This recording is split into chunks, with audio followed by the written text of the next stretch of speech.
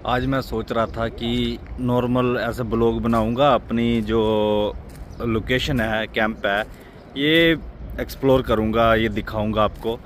लेकिन कुछ मुद्दे सेंसिटिव होते हैं, जैसे किसी धर्म के ऊपर बोलना, या ऐसे धर्मों के बारे में बात करना, या किसी और राजनीतिक दलों बातों पर बात करनी। तो ये सेंसिटिव मुद्दे होते हैं जिनके ऊपर लोगों के जो धार्मिक भावनाएं हैं वो बहुत कमज़ोर होने के कारण बड़ी जल्दी आहत हो जाती हैं, और इनकी मानसिकता भी ऐसी होती है, ये बहुत जल्दी किसी को भी नुकसान पहुंचाने की बात कर सकते हैं।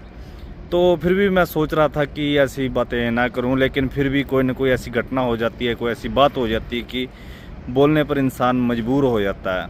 ऐसा ही एक घटना मुद्दा मेरे सामने आया कि सोचा चलो इसके ऊपर बात करते हैं। बात हुई ऐसे कि एक यहाँ पे एक बंदा था, वो थोड़ा बुज़ुर्ग था, तो उसको मोबाइल के बारे में इतनी जानकारी नहीं थी। तो वो कभी कुछ भी उसके मोबाइल में कोई दिक्कत होती तो वो मेरे पास आता था। पैसे भी डलवाने होते थे उसने घर पे, तो मेरे पास आता था कि मैं उसकी वो हेल्प कर देता था। तो काफ़ी समय से ऐसे चल रहा था, लगभग 1-1.5 साल से, 1 साल से जब से मैं आया हूँ, वो भी उसी समय आया था। तो उसकी हेल्प होती रहती थी। तो अपने साथ उसका बढ़िया बिहेव था। तो मतलब कि वो किसी दूसरे धर्म से था। तो एक दिन ऐसे ही मैं बैठा हुआ था, तो मेरे साथ उसके धर्म के ही 1-2 बंदा और बैठा था, अलग अलग धर्म के हम बैठे हुए थे।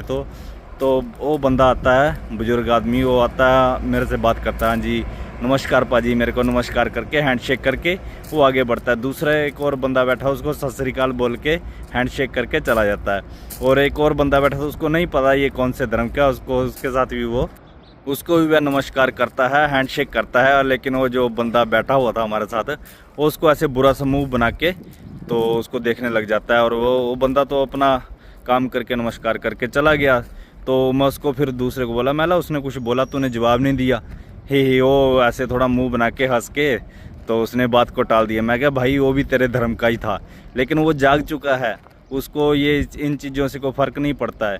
अगर भाई आपके धर्म में कुछ बोलने से, किसी को नमस्कार करने से, अगर किसी से हंस के बात करने से अगर तुम्हारा धर्म जो है भ्रष्ट हो जाता है, अगर किसी कई धर्मों में दूसरी जाति के हाथ से कुछ खाने से अगर आपका धर्म भ्रष्ट हो रहा है, तो ऐसे धर्म से कोई मतलब नहीं है। त्याग दो ऐसे धर्म को, जो किसी के साथ हंस बोलकर, किसी के साथ अच्छी बात करके अगर भ्रष्ट हो जाता है, तो ऐसे धर्म को त्याग दो।